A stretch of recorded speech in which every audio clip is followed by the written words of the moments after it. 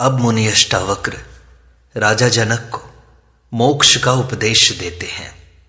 वे कहते हैं, न ते संगोस्ति केनापि किम शुद्धस्त्यक्तुमिच्छसि संघात विलयम कुर्वन् एवमेव लयम व्रज। अष्टावक्र राजा जनक को मोक्ष का उपाय बताते हुए कहते हैं, तेरा किसी से भी संग नहीं है, इसलिए तू शुद्ध है, फिर किसको त्यागना चाहता है। इस प्रकार देहाभिमान के त्याग की इच्छा करके लय को, मोक्ष को प्राप्त हो जा। राजा जनक के उत्तर सुनकर अष्टावक्र को यह विश्वास हो गया कि इसे आत्मज्ञान हो चुका है, क्योंकि आत्मज्ञानी की जैसी स्थिति होती है वैसी ही वह अनुभव कर रहा है। अब इस प्रकरण में वे जनक को मोक्ष का उपदेश करते हैं। अष्टावक्र कहते हैं कि जब आत्मज्ञान की स्थिति में तूने जान लिया कि तू शुद्ध चैतन्य मात्र आत्मा है, तेरा कोई संगी साथी नहीं है, तू अकेला है, फिर तू किसे त्यागना चाहता है। त्याग उसका किया जाता है जिसे तुम अपना मानते हो, जो तुम्हारा है ही नहीं उसका तुम त्याग कैसे कर सकते हो। यह सब जिसे तुम अपना समझ रहे हो वह मात्र देहाभिमान के कारण है। देहाभिमान से ही यह संसार अनंत शरीरों वाला दिखाई देता है, तथा मनुष्यों में जो परस्पर संबंध हैं वे सब देहाभिमान के कारण ही हैं। इस देहाभिमान के कारण ही आत्माओं में भी भेद दिखाई देता है कि जितने देह हैं उतनी ही आत्माएं हैं। देह अनंत हैं, इसलिए आत्माएं भी अनंत हैं। यह मेरा, तेरा, अपना, पराया आदि के समस्त भेद भी देहाभिमान के कारण हैं। इसी देहाभिमान के कारण ही लोग वस्तुओं को अपनी समझकर दान करते हैं, उनका त्याग करते हैं। यह मोह, लोभ, ममता आदि भी देहाभिमान के कारण ही हैं। यह धन दौलत, महल, पत्नी, पुत्र, संबंधी इत्यादि छोड़ने से कुछ नहीं होगा। देहाभिमान ही सबसे बड़ा बंधन है, इसके त्याग से ही मोक्ष हो जाता है। यह देहाभिमान ही अज्ञान है। दिया जलने पर अंधेरे का त्याग नहीं करना पड़ता, जो है ही नहीं उसका त्याग कैसा भला। इस देहाभिमान के कारण ही तुम्हें यह भ्रांति हो गई थी कि यह मेरा है, इसलिए त्याग की बात सोचते हो। ज्ञान के प्रकाश में ही तुम्हें इस सत्य का ज्ञान हो सकता है। इस देहाभिमान की भ्रांति का मिट जाना ही मोक्ष है, अतः तू इसे मिटाकर मोक्ष को प्राप्त हो जा। अष्टावक्र आगे कहते हैं, उदेति भवतो विश्वम वारिधेरिव बुद्बुदः इति ज्ञात्वैकम् आत्मानम् एवमेव लयम व्रज। तुझसे संसार उत्पन्न होता है जैसे समुद्र से बुलबुला, इस प्रकार आत्मा को एक जानकर मोक्ष को प्राप्त हो। अष्टावक्र मोक्ष का उपाय बताते हुए कहते हैं कि यह आत्मा समुद्र के समान है एवं यह संसार उस समुद्र में उठे बुलबुले की भांति है, इसलिए यह संसार तुझ आत्मा से भिन्न नहीं है। समस्त सृष्टि एक है। इस प्रकार के एकत्व भाव को ग्रहण करके तू मोक्ष को प्राप्त हो जा। देवी भागवत में भी कहा है, यह बंध और मोक्ष मन के ही धर्म है। मन के शांत होने से बंध और मोक्ष का नाम भी नहीं रहता। आत्मा में मन के लय करने से सारा जगत लय को प्राप्त हो जाता है। अष्टावक्र कहते हैं कि जब तक आत्मा के एकत्व का बोध नहीं होता तब तक मोक्ष नहीं है। अष्टावक्र कहते हैं, प्रत्यक्षम अप्यवस्तुत्वाद विश्वम नास्त्यमले त्वयि रज्जु सर्प इव व्यक्तमेव एवमेव लयम व्रज। दृश्यमान जगत प्रत्यक्ष होता हुआ भी रज्जु सर्प की भांति तुझ शुद्ध के लिए नहीं है, इसलिए तू मोक्ष को प्राप्त हो। अज्ञानी को यह दृश्यमान जगत स्थूल होने से प्रत्यक्ष दिखाई देता है, क्योंकि उसे इस आत्म तत्व का कुछ पता नहीं है, किंतु उसके पीछे जो सूक्ष्म है वह इंद्रियों का विषय नहीं होने से प्रत्यक्ष दिखाई नहीं देता। आत्मज्ञानी ही इस तत्व को जानने में सक्षम है। अतः अष्टावक्र कहते हैं कि यह दृश्यमान जगत प्रत्यक्ष होता हुआ भी रज्जु सर्प की भांति तुझ शुद्ध चैतन्य आत्मज्ञानी के लिए सत्य नहीं है। तेरे लिए तो एकमात्र यह आत्मा ही सत्य है। ऐसा मानकर तू मोक्ष को प्राप्त हो जा। आत्म तत्व में दृढ़ निष्ठा वाला होना ही मुक्ति है। अष्टावक्र आगे समझाते हैं, सम दुख सुख पूर्ण आशा नैराश्ययोः समः समजीवित मृत्यु सन एवमेव लयम व्रज। दुख और सुख जिसके लिए समान है, जो पूर्ण है, जो आशा और निराशा में समान है, जीवन और मृत्यु में समान है, ऐसा होकर तू मोक्ष को प्राप्त हो। अष्टावक्र कहते हैं कि जब तूने यह जान लिया कि यह आत्मा पूर्ण है और मैं शरीर नहीं आत्मा ही हूं, इसलिए मैं भी पूर्ण ही हूं। यह सुख दुख मन के धर्म है, आशा निराशा चित्त के धर्म है तथा जीवन और मृत्यु शरीर के धर्म है। तो इन तीनों से परे चैतन्य आत्मा है जो साक्षी है। अतः यह आत्मा के धर्म कदापि नहीं है। इसलिए जब तूने अपने को आत्मा जान लिया तो तेरे लिए ये सब समान है। तुझे न इनसे प्रसन्नता है न दुख।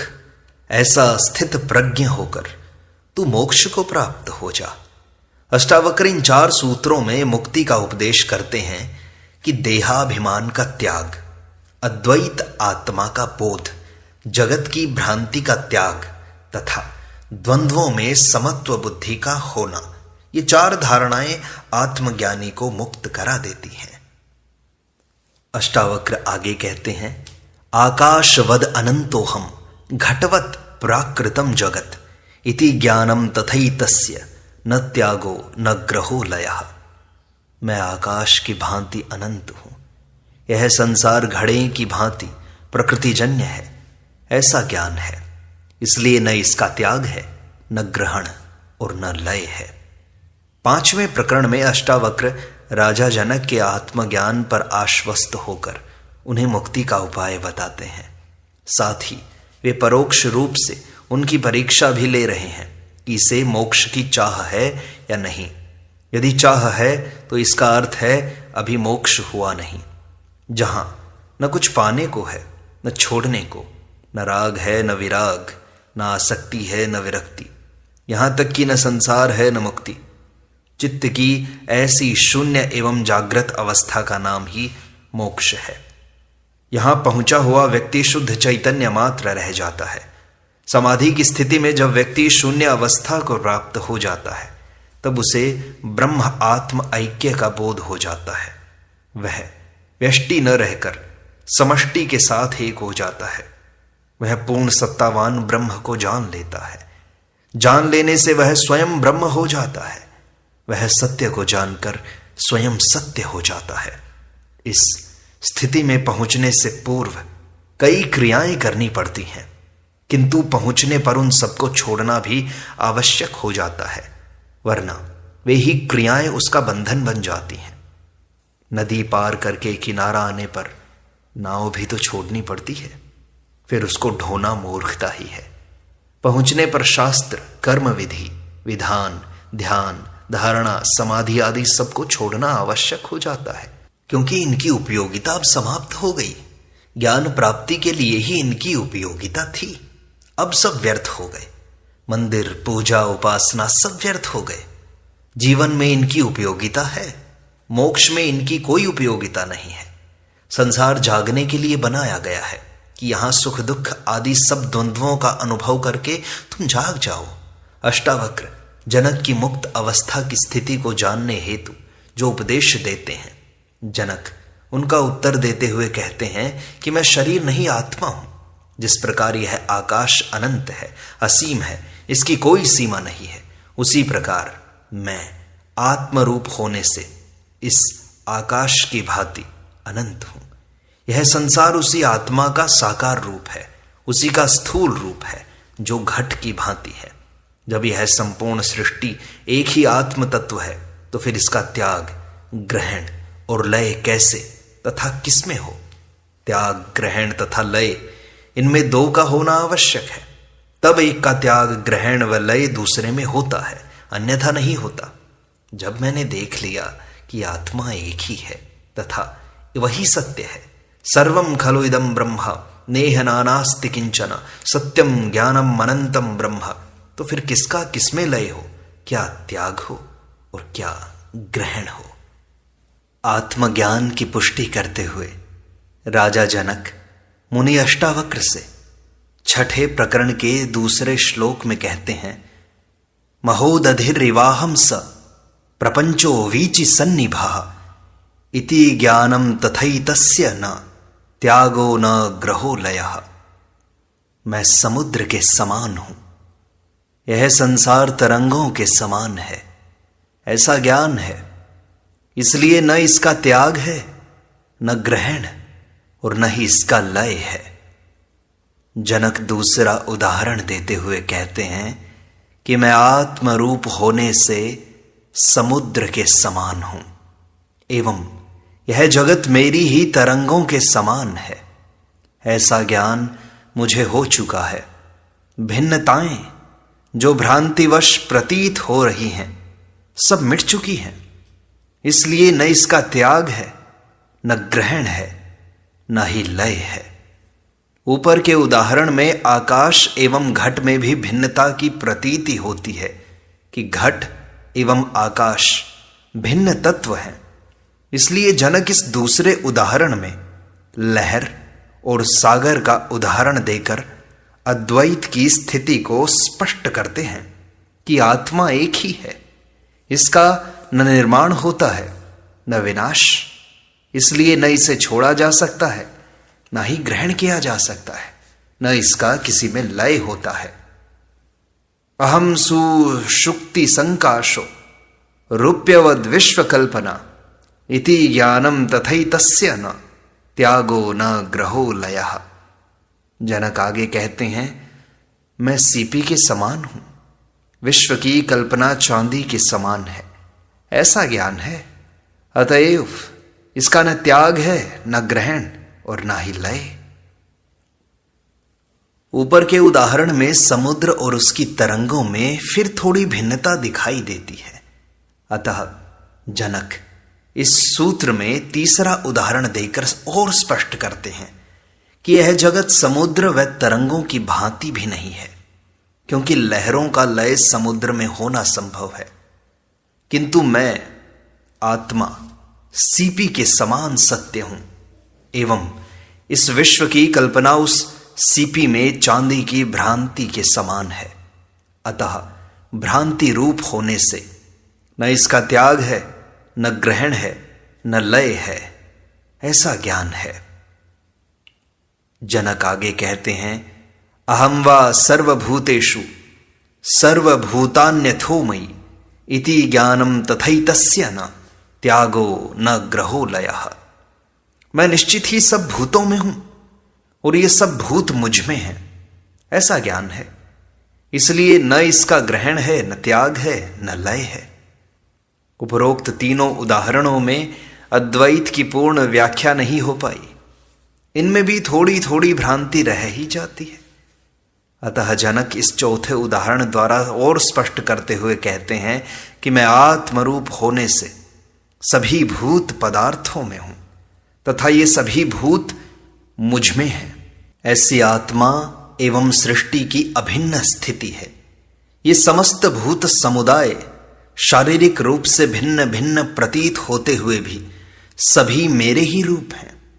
रूप और अरूप का, सूक्ष्म और स्थूल का, निराकार और साकार का तत्वतः कोई भेद नहीं होता। वाष्प भी जल ही है, वह जल भी वाष्प ही है।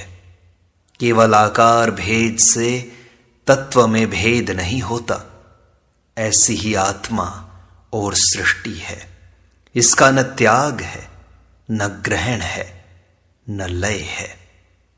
इस अद्वैत को और भी कई उदाहरणों से समझाया जाता है, जैसे सूत और वस्त्र, माला की मणियां तथा धागा, आकाश और उसकी नीलिमा इत्यादि। ऐसा ही सृष्टि एवं आत्मा का संबंध है। छठे प्रकरण की समाप्ति के बाद 7वां प्रकरण प्रारंभ होता है। पहले श्लोक में जनक कहते हैं, मय्य अनंत महाम्बोधौ विश्वपोत इतस्ततः भ्रमति स्वांतवातेन न ममास्य सहिष्णुता। मुझ अंतहीन महासमुद्र में विश्वरूपी नाव अपनी ही प्रकृत वायु से इधर उधर डोलती है, मुझे असहिष्णुता नहीं है। पूर्व अध्याय में जनक कहते हैं कि यह विश्व अपनी स्वाभाविक गति से चल रहा है। मेरे ज्ञानी हो जाने से विश्व की गति में कोई परिवर्तन नहीं आ गया, बल्कि मेरी दृष्टि बदल गई। जिससे पहले मैं उसमें लिप्त था, उसकी गति से प्रभावित था, किंतु अब मैं साक्षी होकर, दृष्टा होकर देख रहा हूं। अब मैं उससे प्रभावित नहीं हो रहा हूं। इससे मेरे में त्याग, ग्रहण और लय के विचार ही नहीं उठते। मैं आत्मस्वरूप हो गया हूं। फिर ये विचार किससे उठे? विचार मात्र मन के हैं। आत्मा में कोई विचार नहीं है। इसी क्रम में वे आगे इस सूत्र में अपनी मुक्त अवस्था का वर्णन करते हैं कि मैं आत्मा हूं जो उस अंतहीन महासमुद्र के समान है। इसमें यह विश्वरूपी नाव अपनी प्रकृत वायु से इधर उधर डोलती है। कोई दूसरा इस वायु को नहीं चलाता, किंतु मैं तटस्थ होकर, साक्षी होकर इसे देख रहा हूं। मुझे असहिष्णुता नहीं है। मैं इससे प्रभावित नहीं होता हूं। यह सारा उपद्रव, अशांति इत्यादि लहरों तक ही सीमित है। समुद्र गहराई में प्रभावित नहीं होता। इसी प्रकार मनुष्य की सारी अशांति का कारण मन है। मन में ही कामनाओं, वासनाओं की तरंगें उठती हैं। यह मन का स्वभाव है। जो नहीं है उसकी मांग, जो है उसमें संतोष नहीं है, अधिक चाहिए। कोई धन पाने के लिए अशांत है, तो कोई पद के लिए, कोई सम्मान के लिए, तो धार्मिक व्यक्ति ईश्वर तथा मोक्ष पाने के लिए ही अशांत है। लोग भिन्न भिन्न कारणों से अशांत हैं, किंतु मेरे में सहिष्णुता है। मैं अपने स्वभाव को उपलब्ध हो गया हूं, स्वाभाविक जीवन जी रहा हूं, अतः मैं पूर्णतया शांत हूं। मैं शांत होने की चेष्टा भी नहीं करता। चेष्टा ही अशांति का कारण है। जो हो रहा है सब ठीक है, सब स्वीकार है। कोई चुनाव नहीं, अच्छे बुरे का कोई भेद नहीं, कोई संकल्प विकल्प नहीं। न ही मैं हिंसक हूं, न अहिंसक बनने का प्रयत्न करता हूं। न संसार छोड़ा, न संन्यास ग्रहण किया, न पश्चाताप करता हूं, न क्षमा याचना, न त्याग का आग्रह है, न ग्रहण का। यही आत्मा का स्वभाव है और मैं उसमें स्थित हुआ शांत हूं। जनक आगे कहते हैं, मय्य अनंत महाम्बोधौ जगद्वीचि ही स्वभावतः उदेतु वास्तमायातु न मे वृद्धिर न च क्षति। मुझ अंतहीन महासमुद्र में जगत रूपी लहर स्वभाव से उदय हो, चाहे मिट जाए, मेरी न वृद्धि है न ही हानि। जनक कहते हैं कि महासमुद्र में जिस प्रकार से तरंगें उठती हैं अथवा शांत हो जाती हैं, तो उनसे न समुद्र की कोई वृद्धि होती है न ही कमी।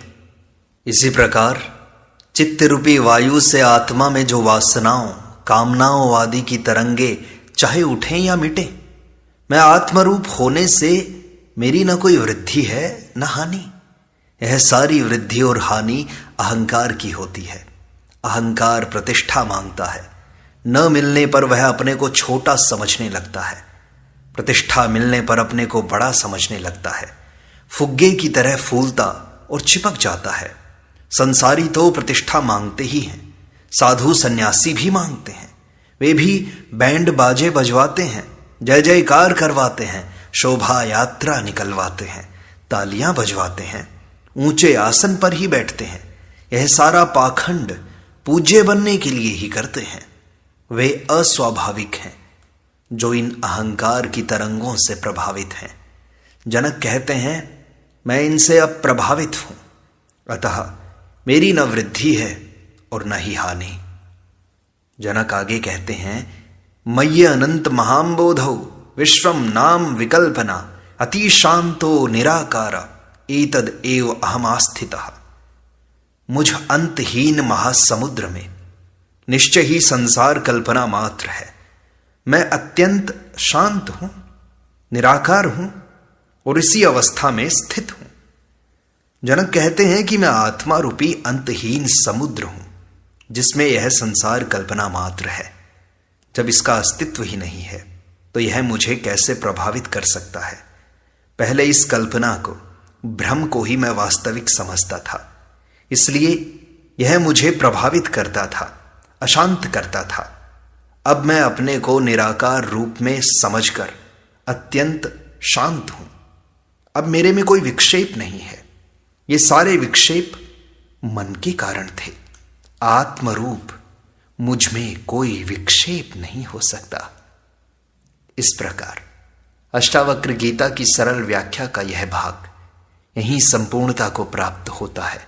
शेष अगले अंक में।